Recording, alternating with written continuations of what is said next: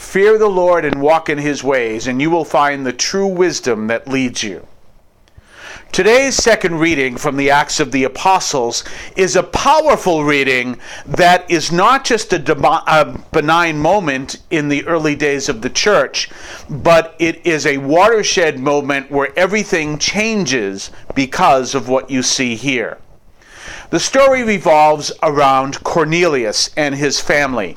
Cornelius is a devout follower of Jesus, and he is seeking to continue to be a disciple of the apostles who are going around and spreading the gospel of Christ. The problem is Cornelius is a Gentile. He's a pagan. And therefore, as a pagan, he is outside of the Jewish community. Well, Jesus himself said he came just to seek the lost sheep of the house of Israel. And of course, at the time, people recognized Jesus and his message as being exclusively for the Jews. At that time, you had every country had their own gods. And of course, the Jews, since the time of Abraham, had the one God, but all the other communities and all the other countries had their various numbers of gods. And the Romans themselves had a whole bunch of gods, including in that list of gods were the Caesars. And so you see this whole concept of different nations having different gods. But Peter now comes to realize through a revelation of the Holy Spirit that the invitation to follow Christ as the one true God is now extended to the Gentiles. And so we see something that was prophesied throughout the Old Testament come to the truth, that God would be worshipped throughout the world, and the focus of that worship would be Jerusalem. And so here is the beginning of that experience. So Peter makes that statement where he says, whoever fears the Lord and walks in his ways is acceptable to him. And then he realizes that Cornelius, whose name you hear in the first Eucharistic prayer, Cornelius is now welcome into the whole discipleship of Christ. And so it's a radical change. Now for the first time, that prophecy for the Old Testament now comes true. Well, when we look at that, we can see that that has now been extended to us. And so we look at those words, whoever fears the Lord and walks in his ways is acceptable to him. That phrase, fear of the Lord, is important because in Proverbs 9:10, we can see that the beginning of wisdom is fear of the Lord. And so when we fear the Lord, then the wisdom of God comes and enlightens us. Well, now the obvious question is, well, what does it mean to fear the Lord? And the answer can be found very obviously. It's not as we see in, for example, the movie The Wizard of Oz, where we understand God is the hologram we see in that movie screaming, "Silence!" and we shiver in our boots at the mere thought of God. That's not what we're talking about here.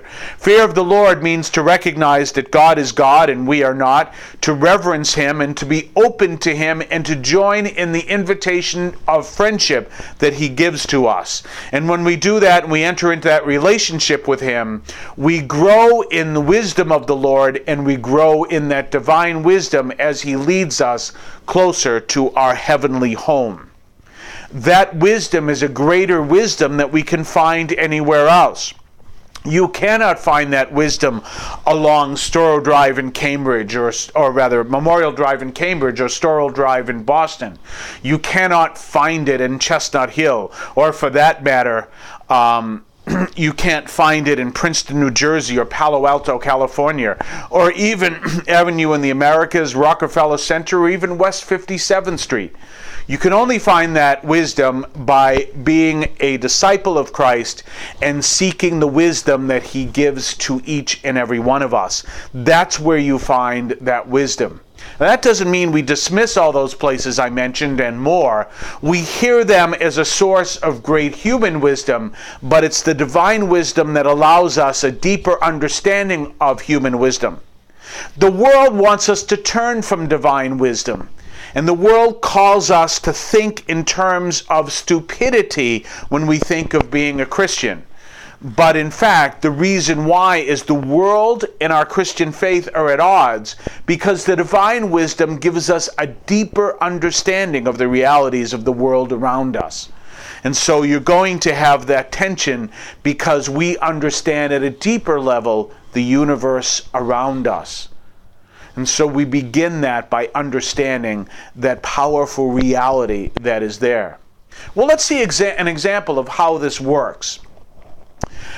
The wisdom of God teaches us that, as we can see throughout the Old Testament, the greatest sin is idolatry. Now, St. Paul in the New Testament talks about greed, which he describes as idolatry, and says the love of money is the root of all evil. Well, if we think of that, we can also ask the question, why do people sell drugs? Why do we have drug dealers on the street? And the reason is because of greed. The reason why they sell drugs is because of their love of money, and they seek to make lots of money. Now, the reality is that they don't care about their source of drugs, that their selling them drugs may kill them, as it often does. What they care about is the money they make. And so the drug dealer is filled with this idolatry rooted in his greed, and that brings great evil. Well, how do we stop that process from happening? Simple, stop buying drugs from the drug dealer, but that's more easily said than done. One of the ways that people do that is they do what is known as hitting bottom, usually living on the street outside of a homeless shelter, and they come to realize that this drug dealing process, this drug buying process isn't working, and this drug use isn't working. And so they hit bottom and look for another source of wisdom, another source of a way to follow and live their lives. And where do they usually turn? They usually turn to the greatest source of wisdom, which is God.